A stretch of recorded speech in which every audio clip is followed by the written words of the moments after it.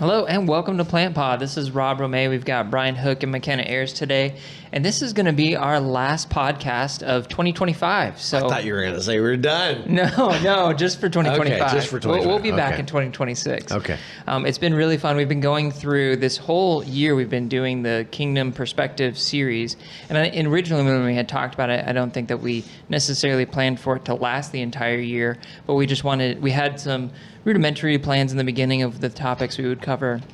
And so today, I think will be a good wrap up for some of the things that we have talked about. It'll kind of put a decent bow on it, so to speak. But just as a reminder, we started off the year talking first about the purpose of God. We started there because what we wanted to do is, if we're walking in this world with a kingdom perspective, even though we're living in the world but not of the world, is how do you have that kingdom perspective? So we started with the purpose of God. And then we kind of just went through, what did Jesus do? And so today we're going to talk a little bit about what we will call like form versus essence, is how I've first heard it put. And I first heard it in a church planner training. But before we get started, Brian, would you be able to maybe just give like a simple definition of what we're talking about when we use those words, form versus essence? Yeah, I mean, I think people that are not even Christians will use that term a lot. You know, you sometimes hear form and function. That's typically what you hear. You know, is like there's a functionality and a form. But for us as Christians, I think it's really talking about what's visible with form, what's natural. Maybe it could be structure, but then there's this essence, which are deeper truths, deeper experiences. Typically, there's a mystery involved with it, and the Holy Spirit's involved. You just have to kind of walk this out by faith. So there's a faith dynamic of it. The form dynamic is visible, and then obviously essence is sometimes invisible. You really can't put your finger on it, you know? Mm-hmm. And even describing it is kind of a mystery. Like, you just know it. When you know that you aren't walking in the Spirit, you've moved into form. Mm-hmm. You know, there's nothing wrong with form, by the way. There's nothing wrong with a building. There's nothing wrong with having a worship service and a structure. You know, there's nothing wrong with having a sermon that has structure. There's nothing wrong with even having a plan of how you're going to do a quiet time this next year. Nothing wrong with having a form of it. But if it's just the form, you're missing something. Mm-hmm. And you can be doing something, and then you step back and you're like, wait a second, I'm doing something, but God's not here. Right, yeah. You know, and I think we've all been there, you know, at times where you're doing something and all of a sudden you realize, wait a second, I think I'm going through the motions. The motions. That's a word that we would often use to describe what we're trying to talk about, right? There's a passage in 2 Timothy 3 where it talks about godlessness. And it talks about, you know, just living an ungodly life. It talks about a lot of bad things that people do. I think it'd be a good one to start if you want to read that passage. I'll read it. It starts in verse 2 of 3 there. Chapter 3, verse 2 of 2 Timothy. For people will be lovers of self, lovers of money, proud, arrogant, abusive, disobedient to their parents, ungrateful, unholy, heartless, unappeasable, slanderous, without self-control, brutal, not loving good, treacherous, reckless, swollen with conceit, lovers of pleasure rather than lovers of God. I mean, that sounds terrible. Those are some bad things. It says, having the appearance of godliness, but denying its power. So he lists all these things that are ungodly behavior, but he says there's an appearance of godliness. Like, you can do all those things and still be, you know, kind of going through the motions, yet you've denied the power, and and it says ungodly, you know, so you literally are doing things that are not of God. And I think when you look at these things, we say, well, I wouldn't do that, but I've done that one. I think it's good just to recognize the fact that we can slip into this pattern rather easily. And I think at the end of the year, it's good to kind of go through and say, hey, all the things I've done this year, have they all been powered by God? Have they all been, you know, motivated by God? Are they all things that are godly, or have I slipped into a pattern of form rather than godly living? Yeah. So That's a good verse to kick us off because it really will apply to everything that we're talking about, just hitting maybe the form and missing the power. The power kind of gives it a different feel, Yeah. like it just kind of brings it to another level. So We talked a little bit about disciplines, a few weeks ago, and how we can, rhythms of life, and we can sometimes start worshiping the rhythm yes. Yeah. rather than the one that gives us that rhythm, the one that gives us life. It's so easy to do. It really is. And I think that we actually may have said this in that podcast where for some people, you need to add more spiritual disciplines into your life. And for some, you need to take some off. And it's because of what we're talking about here. You can miss the essence by putting way too many of these disciplines and habits in place. And you're so busy doing things, but you're missing why you did it in the first place, which is, maybe to get closer to God, to spend time with him, to hear from him. And all you're doing is just doing stuff. So. Yeah. Well, I think each one of us grabbed a passage that we wanted to just kind of use as a springboard for more conversation and example. So, Makenna, do you want to share the one that you have? Yeah, definitely. I think, Brian, the passage you shared is from the New Testament, but this idea of form versus essence, and that idea is all throughout Scripture. And so I have a passage from 1 Samuel, and the context here is God had given the Israelites the command to take the Amalekites, defeat them, and to leave none living, man or children, woman, livestock, anything, to kill them all. And Saul and the people under him thought it would be a good idea, even though God didn't ask them to take some of the livestock and make a sacrifice to the Lord and worship him. And then Samuel comes in and rebukes them. And in chapter 15, verse 22, it says, "And Samuel said, Has the Lord as great delight in burnt offerings and sacrifices as in obeying the voice of the Lord? Behold, to obey is better than sacrifice, and to listen than the fat of rams." And so I think what Samuel is saying is so important and applies directly to our worship of the Lord today.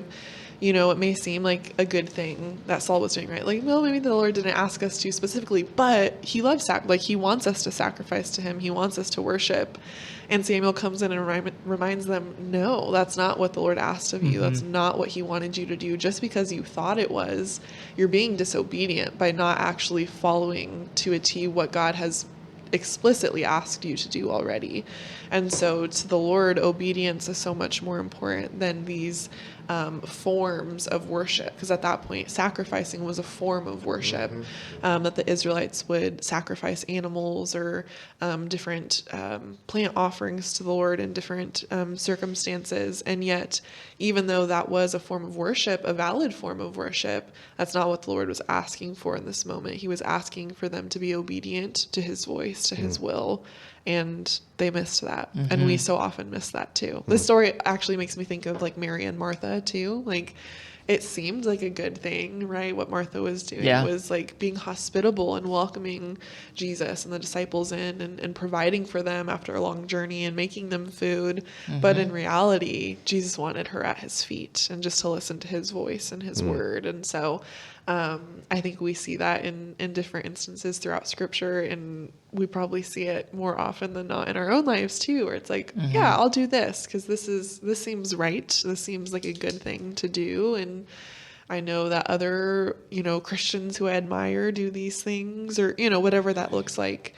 And yet we can completely miss the voice of the Lord by constantly doing these things that seem like they would be a good thing to do, and yet miss out on maybe something else, something new the Lord is calling us to. Yep, that's good.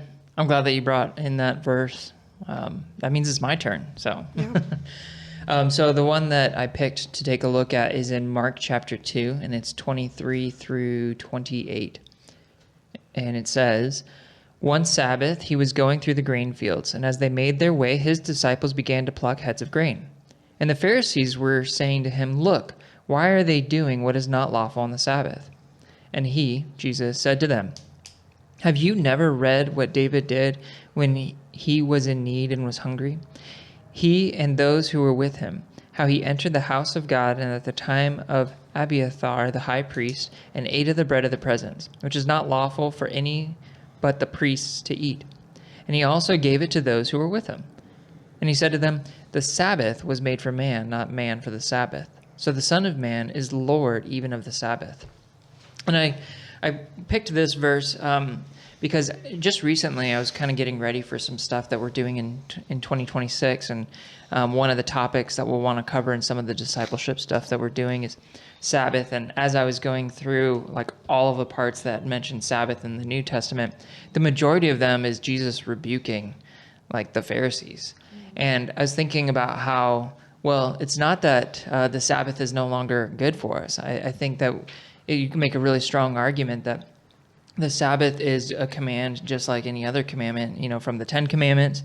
So it's still a really good thing. God starts off in Genesis, resting on the first day. But how easy it is for the Pharisees during this time to put the Sabbath, this day, and make it all about the day, right? Here's there's something special about this day. And as you read through, this is just one of the many, and I picked this one because of how Jesus says the Sabbath was made for man, not man for the Sabbath.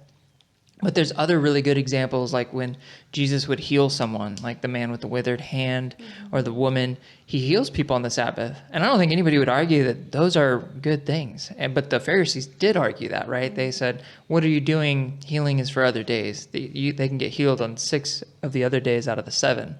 And Jesus is just like, you guys are missing the point, right? And so how easy it is to even take something that's a gift of God, like the Sabbath, and create a day and to essentially worship the day. And even today, I think that there's a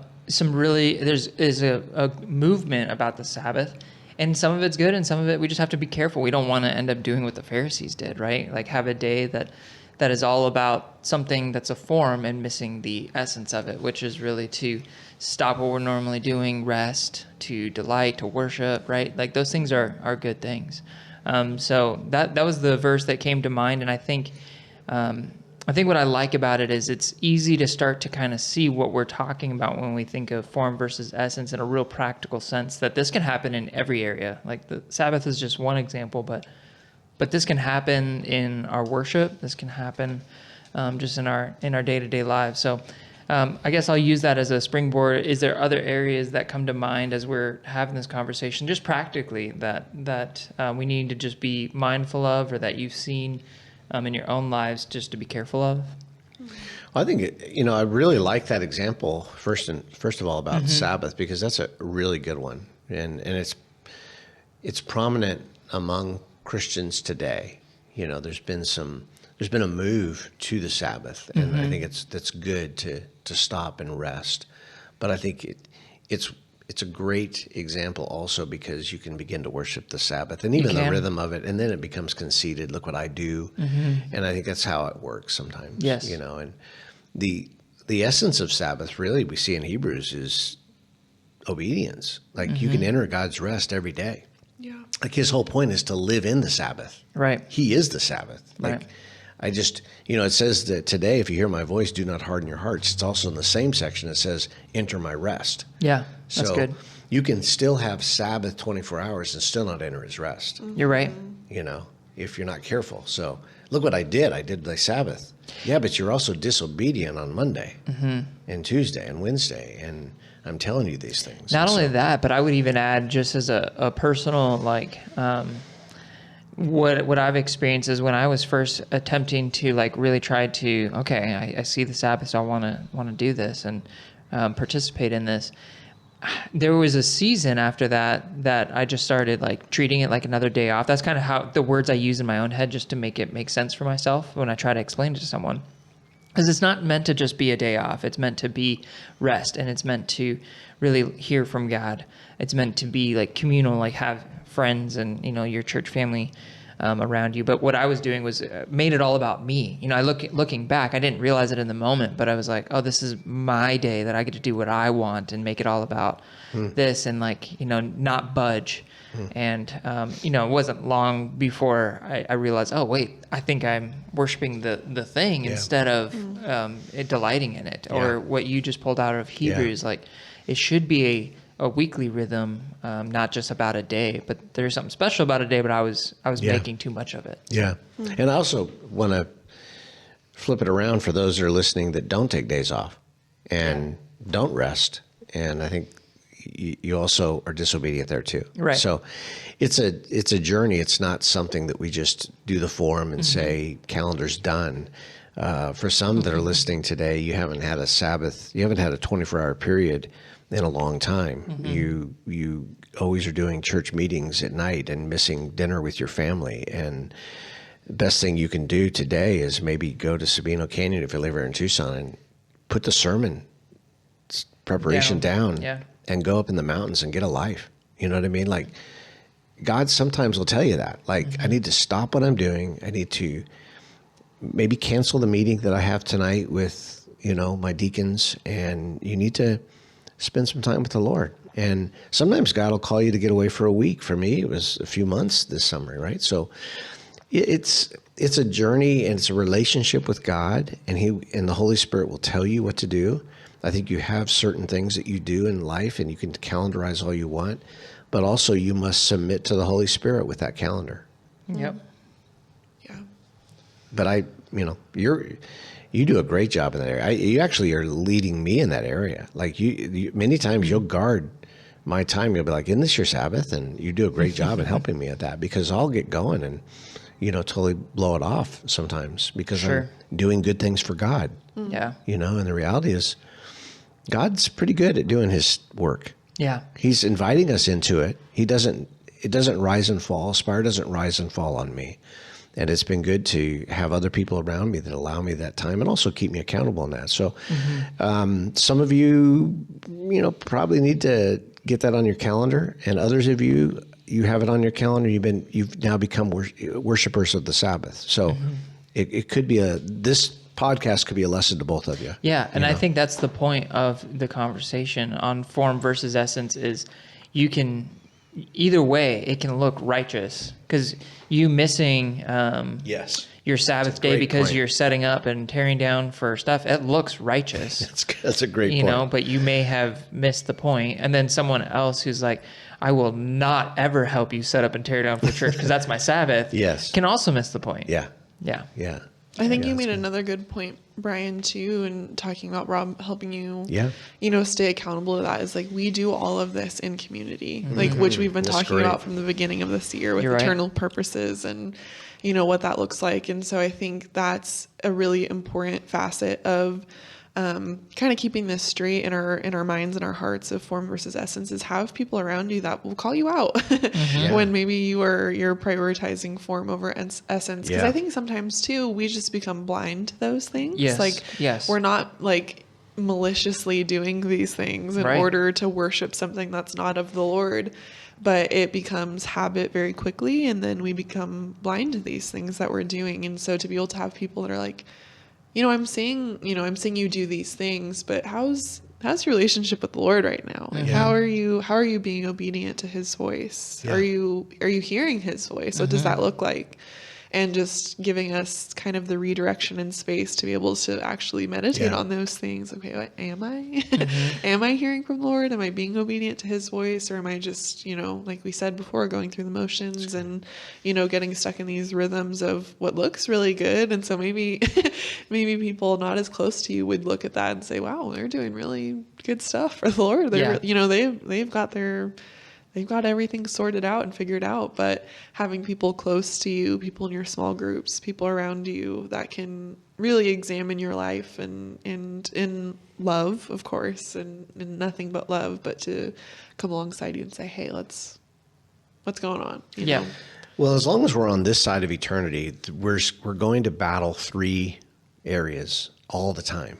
And it's sin, it's self. We see the self mentioned a lot in that 1 Timothy passage, and Satan, and the satanic realm. And sometimes it's all three, sometimes it's one of those, but it really does help in community for people to look at that and go, hey, you might want to look at this. This seems rather satanic. And it's Omar Reyes, to mention friends and people in my life. I've he says this about this passage in form versus essence, that Satan, he's a great magician. He's got like a sleight of hand. Like he gets you looking at something and then all of a sudden he'll switch it on you and you don't even realize it, right? That's the beauty of magicians, right? They can just shift real quickly, and he's great at that. And he's had people, for 2,000-3,000 years. He's watched people since the beginning of time, and he's really good at being a magician, and he'll shift it on you real quick. So it helps to have other people in community go, I think you just got shifted. I think you're focusing on this, and you should be focusing on essence, and it seems like you're worshiping that. Yes. Yeah. Why are you doing that? What's the point of that? Hey, I know you're focused a lot on that building program right now, but it seems like you're changing. Right. And it seems like your entire church is changing. Yeah. Like, how come you guys only fast and pray when you're doing building programs? How come your church doesn't fast and pray when you're not doing that? You know what I mean? And so it's important to have people in your life to go, I'm just noticing this from afar, It seems like your church is really big, but you're really unhappy. What's that about? Yeah. No, that's good. That's Yeah. really, I think you've bought it, because you can't live in essence and be anxious no. and worried and Or restless. defensive or. Yes. Right. I think it brings so much freedom. Like if we can get essence locked down, and that's the same for all of us, right? Like the essence doesn't change. Doesn't That's matter true. Right. what church you're a part of, or, who your pastor is, who are the people around you. That doesn't change, which I think brings so much freedom in terms of form. Then it's okay if we're not all if we don't all look the same, if we're not all doing, this discipleship Yes. class, or we're not all doing, you know what I mean? Like, Yeah. I think there's a lot of freedom that only comes from getting the essence first, because if you don't have that, and that's not locked down, and you're not hearing and obeying the Lord, then problems seep out through form, and that can be really, I think, divisive in a church. I think it can cause a lot of hurt and a lot of pain. And so I think there's just so much beauty and freedom that comes. It's like, okay, we have this locked down. Now this church and this church, that can all look different on the outside. Well, you were talking, Brian, about what's visible. Yeah. That may look different, and that's okay as long as that essence is there and it's strong and it's solid. Yeah. Yeah. I mean, one of the goals for us all the time is to be hearing from God. And you said it really well before, Makenna, of just like that's something that we should always be doing. And that's really the point of so many things that we're doing, but we miss it because we're like get so wrapped up in the thing, in the form. Right. And, that's why it can be hard when you're talking about this, because you're like, well, which side am I not doing enough of these forms and these habits and these spiritual disciplines, or do I need to get rid of some? The point is to listen to God and then do that thing. But if you find yourself after days and weeks of just doing the same thing over and over again, and you haven't really heard from God, then that's when you should have things in place to people and other rhythms to like, oh, I think I missed it. I'm not actually hearing from God. I'm not listening to what he's telling me to do. Have I asked God if I should continue to do this? I also like how you brought up Omar Reyes. I can't remember if he's the one who used this example, but I think too, this permeates so many areas, even in our worship. How many times can we probably picture either a pastor or worship leader to just trying to help and shepherd people to come on Sundays and to, the enemy obviously doesn't want people worshiping God, so he's pushing against that. But all of a sudden, we're finally getting people into a place and we're worshiping together. But before long, you could have a bunch of people that are singing and they're showing up on Sunday, and yet God's not there. They're not worshiping God. They're singing their songs, and they're getting upset when their favorite songs aren't being played. And that's why those are some like maybe rumble strips or red flags to be like, why am I getting so defensive on these things when people bring this up? Or why, so changing things up, I think helps. And just being mindful that this can permeate everywhere. And it's just ironic to me. I think that one is the most ironic to me, that we could worship itself. We would call that worship, and we're worshiping the worship part, but we're not worshiping God, which is where our worship should go, right? Like that's So this permeates everywhere, I guess is what I'm trying to say. Yeah, I think it was on a previous podcast a few months ago when David was talking about worship, you're and right. we talked about just worshiping worship, and then I think we even talked about either during the podcast or after, I can't remember, but the reality is, as a worship leader, it's a tough one because you have the form of the worship service, and I think it was after we did the podcast. This is free, but I think I was talking with my brother about it. And let's say your heart's not right. I'm not talking about like some kind of an obvious sin and you need to remove yourself from it. I'm just talking about you just haven't put the time in, quiet time, whatever. You still have to be our worship leader. You still need to get up there and do it. And I remember early on in ministry, there was a guy that he was just constantly, if he didn't do his quiet time or whatever, he's like, I can't really do it today. I can't. And I'm like, no, I need you to do it today. I need you to get up there and lead us. And David said something that was really powerful. He said, honestly, when I'm leading worship, a lot of times I'm not worshiping. I have to worship before I worship with them. Like the time that we rehearse and the time that we do, that's a powerful worship time. We're praying together on it. It's really hard to put yourself in a form where people are looking at you and actually say, I am worshiping God right now. And it was an honest thing he said to me. And I'm glad he said it because I'm like, that really is a good thing to say, though, is I'm going to now lead you in what I've experienced. Now, some people may be able to do both. But when people are watching you and they're listening to you and you're thinking about the measures and you're thinking about the phrases and you're thinking about the rests, you're thinking about the instrumentation and you're thinking about the lighting and you're thinking about whether they're singing or not, how in the world are you worshiping? That's just an honest truth that out there for worship leaders, that a lot of times your form on Sunday is form. And you're leading people in the essence of worship, but you better be worshiping. Yeah. Like you better have come into that form of worship and have worshiped and put yourself aside. Yeah.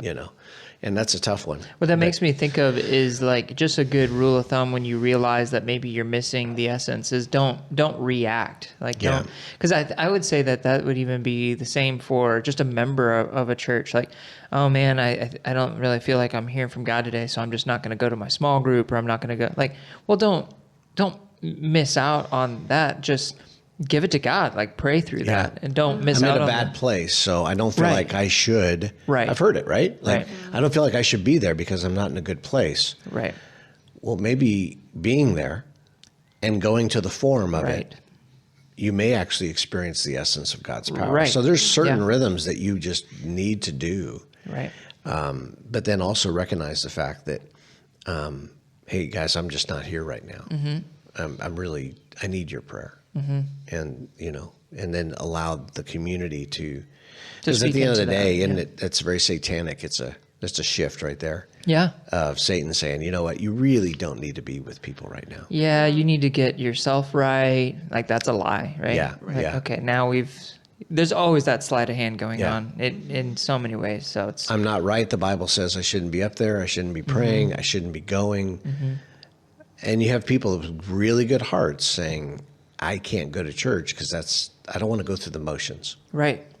What do you do in that scenario? Yeah.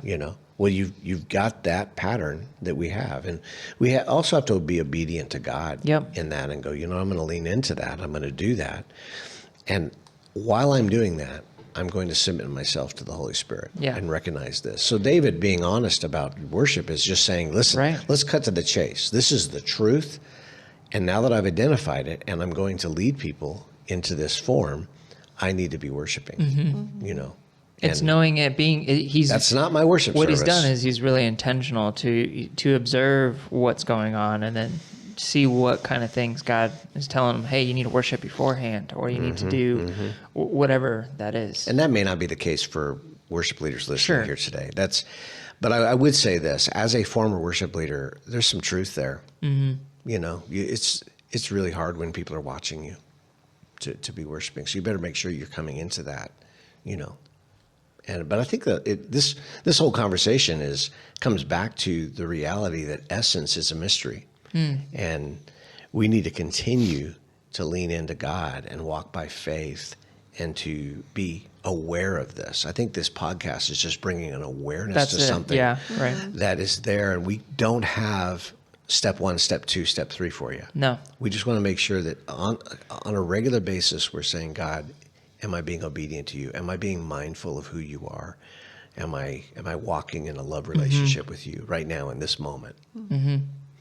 That's actually why I don't remember. It was one of you that brought up the idea of doing this topic when we were kind of talking about how we wanted to end this year. And to me, it all of a sudden clicked that this is the perfect one to end on, because in the beginning of the year, the whole premise of why we wanted to do a series on kingdom perspective was just there's so many things when you become a Christian that you learn about. You know, there's church, there's a small group, there's there's learning about topics, there's discipleship, but how do these all fit together? And so we've just been trying to walk through it and give like the vision, you know, but not necessarily the 1, 2, 3 steps, because there isn't necessarily that. There's things that each one of us should know, we should learn. And so this is really what we've been talking about for most of it, is you can know a bunch of things, and there might be a bunch of really good things for all of us as Jesus followers to like know and wonder how they go together. But we just don't want to get wrapped up in the nitty gritty or think that there's a formula for it, right? So that was kind of the premise of it. So whenever one of you threw it out there, I thought that's a great way to talk through this. It's good. So do you guys have anything else that you want to talk about on form versus essence before we end the podcast today? You know, I is a church planning podcast, right? I think it's really good to have this, because you can continue to grow in your church plan and do certain things and have an appearance of doing the right thing, but you look back and you're like, wait a second, I think the life isn't there anymore. And I think the essence of Christ's life within you as a leader, but also your leadership, as well as those that are members. I think it's really important to note, you know, are we really functioning with the life of Christ, or are we doing religious activity to be seen and to be known, and, you know, all the things that a church plant's supposed to look like? We're doing all that. And I think it's easy to kind of go there and, okay, you got your budget this time of year, you've okayed it, you have your board, or maybe you have elders now, I don't know, but you have your calendarization planned out and everything. I think just a challenge for you is don't forget God. Like, don't forget the reality of what life really is. It's really about Christ. It's really about his life in you, in your leaders. You can do all that next year, but you still, you know, could get to the end of the year and go, wow, we have just denied the power that's behind all this. We've done some good things, maybe. Yeah. What would be, because you've walked in the footsteps and you've also helped train a lot of church planners, as someone who's maybe listening that's a church planner that's getting ready to plant a church, are there any areas that you would just say, hey, be careful, because this is an easy temptation that's pretty common among church planters, to miss the essence and go to a form in that process of church planning? I think for me, Makenna touched upon it a while ago, community. Make sure that when you look at your church, that it's really God's church, right? So you got that community. It's not your church, it's God's. So from the very beginning of the eternal purpose, and we've talked about that, the Father, Son, Holy Spirit, you are joining a community. So there's community there. You're actually walking this out. So make sure that you do have a board. If you don't have any leaders that you can walk with yet that are elders, have a board. Make sure you're in community and small group as a leader. Make sure when you do sermon prep, this is what we do. I'm just giving you some examples. I don't know if there's an area right now where we're kind of functioning kind of on an island. We do our teaching team together. As elders, we lead the church together. We just have voted on a stewardship team. So even the area of finance and development and staffing, and if we want to build a building someday, we're not functioning on an island as elders, but we're inviting people into the process. I think community is a big one, because if you don't have community, it's so easy to go into form and nobody tells you that. Like when your teaching team it seems like we're kind of going through the form here. Well, not really, because we have a teaching team that prays together. We're looking at the word together. There's a life dynamic of it. Your time with just walking out in life, it's good to have men in your life to challenge you and to tell you, hey, I'm praying for you. How can I pray for you? You're constantly living in essence when you're in community. That's good. So I think that if you get isolated, it's easy to do. That seems really vital, especially because you as a church planner, you're wanting to lead and tell people. You're constantly pointing people to community, but you need to make sure you're in it too, and that's cool. I like that. That's I hate to say it, but sometimes we just like to hide our faults.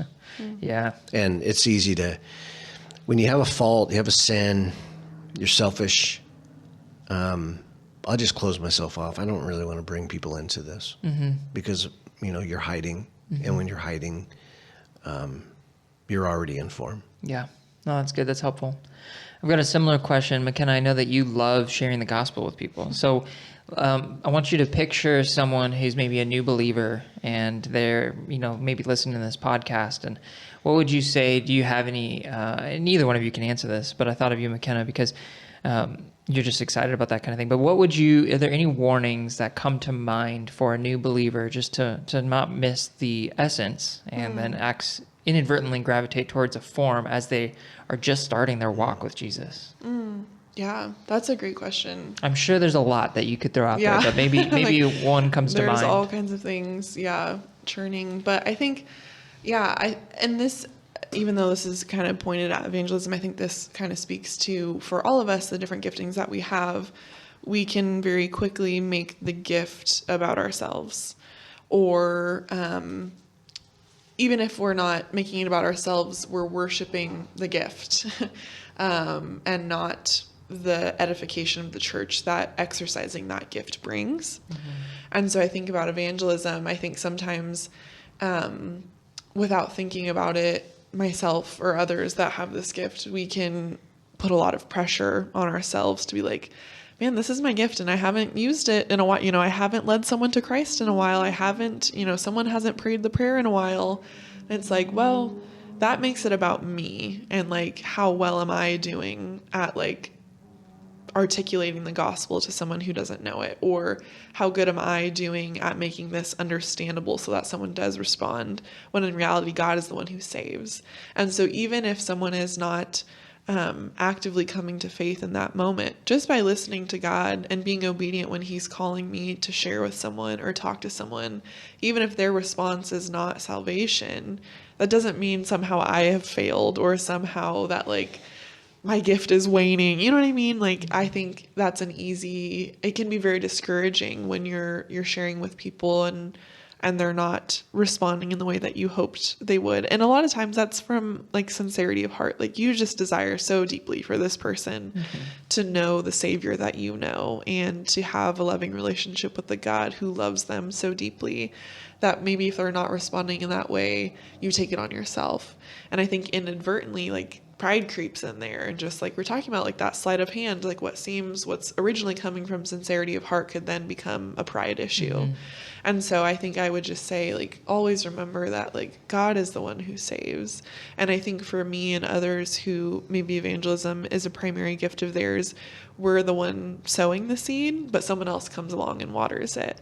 And so we may not always get to see the growth that the Lord produces, but God's gospel does not return void and empty. And so when you are sharing with others, when you are proclaiming his good news and his love, that doesn't come back empty.